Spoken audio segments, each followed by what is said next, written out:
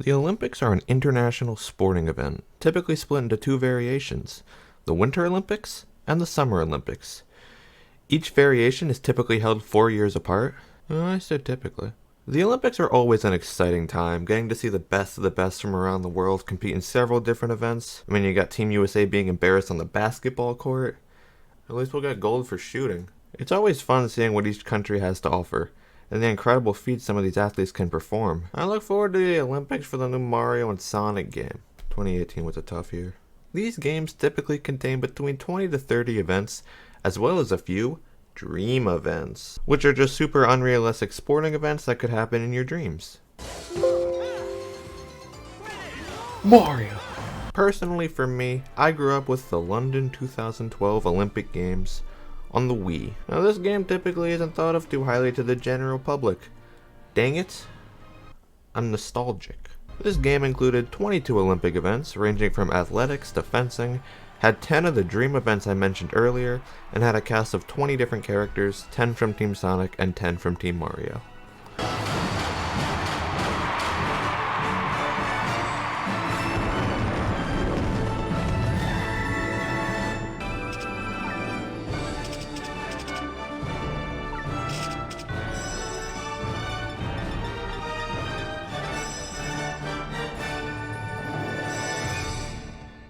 Now, in all honesty, there isn't a ton to this game besides the mini-games. It's very simple, but it's some good mindless fun, and it was the perfect party game for the Wii. Now let's take a look at the mini-game, starting with 100 meters. On your mark, get set.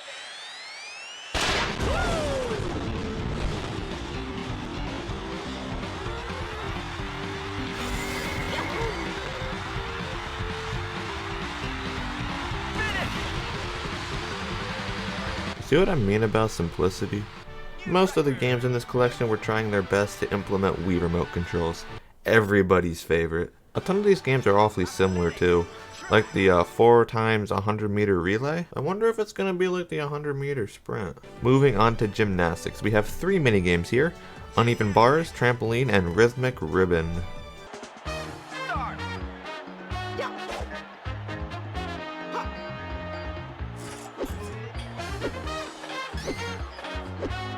Start.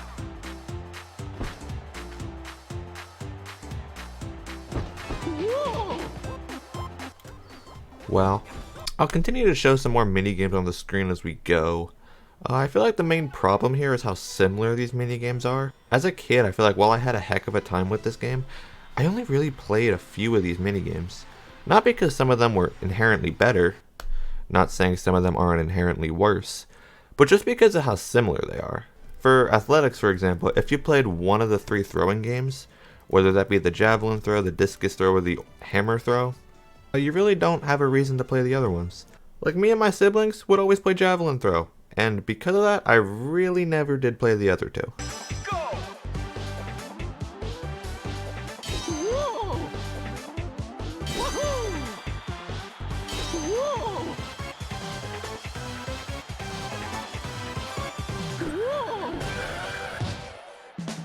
Dang, I missed out. I'm not going to go through all the minigames because of this, but I do want to highlight the ones that I did play the most as a kid. Starting with long jump, I don't know. Something about this minigame stood out to me. We always tried this one on repeat over and over, trying to get the world record, and I do remember doing it once. Unfortunately, the old file is somewhere, wherever the old Wii is in the closet. The gameplay was simple enough. You shake to clap at the start, run it out like it's at 100 meter, and then you time your jump on the line. Something about how quick it was, how much there was to improve on, and how competitive it could be, just kept bringing us back to this one. Next one up is badminton. Now I think what was so enjoyable about this was both the simplicity and the competitive nature, and the idea of teams. Nothing super special here, but if you didn't have the $50 to shell out for Mario Tennis Ultra Smash, this was a pretty good alternative. The next one was football. We were always fans of team sports, so I think that's what the real draw here was. This was really the only team sport in the package. I don't know, basketball would have been cool, even if it was like a Wii Sports Mix clone. But this game is still fun. Still has that Wii charm. It's pretty hard. It's fun, and it allows for some fun rivalries. And that's really all we played out of these normal minigames. We played the swimming ones from time to time, sometimes equestrian, but those ones were really the meat of our playtime from the list. As I said, because so many of these games are so similar, switching isn't always necessary. Sometimes you find the game you like, and you continue to have fun with that minigame. Now we're going to move on to the dream games, and let me say, these are far better in terms of creativity and the amount of fun you're able to have. This is where that Nintendo charm comes into play. Dream Long Jump, oh my god, I played the heck out of this one.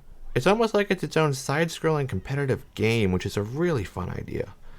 Whoever makes it furthest is the winner, and man, this one just screams with that Nintendo charm. Next one up is Dream Trampoline. Now honestly, this one is pretty similar to the normal trampoline minigame, just streaking together moves in order to rack up the highest score. I think the real charm here comes from how fast-paced it is, how many moves you have to do, and how all the competitors are side by side. I remember playing a lot of this one, and I do think, while not the best game ever, it has its charm, and it has it's fun. You can have your fun with it. Now, while all the Dream events are fun and have their own charm, there isn't one I played more than Dream Fencing. Oh my god. I love this game. It has the action, it's fast-paced, it's competitive, it's a 4 at a time multiplayer game, it's fun. There isn't really anything wrong with this game, and as a minigame, I don't think there was a game we played more than this one. Oh my god, it was a good time. So those were the games I played the most, but those certainly aren't the only ones here. There's a whole catalog of both normal and Dream events, all of which have their own charm. Some of which have their own charm. One mode I vividly remember loving was the London Party mode. Basically, it's just a hub to string together minigames into a more competitive and longer format to distract from being stuck playing single events. But still, I remember playing this mode to death. Whenever there was a free moment, we'd blast into a 90-minute round of London Party. There was nothing super special about it either, just a really super simple party hub for the minigames. But dang it, it was a good time. As I've said a couple of times at this point, this game for me is just more nostalgic. It has its quirks, and it's certainly a really fun game, but it's just so simple. Which probably was the idea as a Wii game, to be super easy for younger audiences and adults alike. Like look at badminton, for instance. You swing your Wii remote, you swing your racket. But that won't change my love for the game. Nothing really can. It was such a good time. The amount of fun times I had with it really hasn't been topped to this day by a game. And weirdly enough, this may be my most played video game of all time.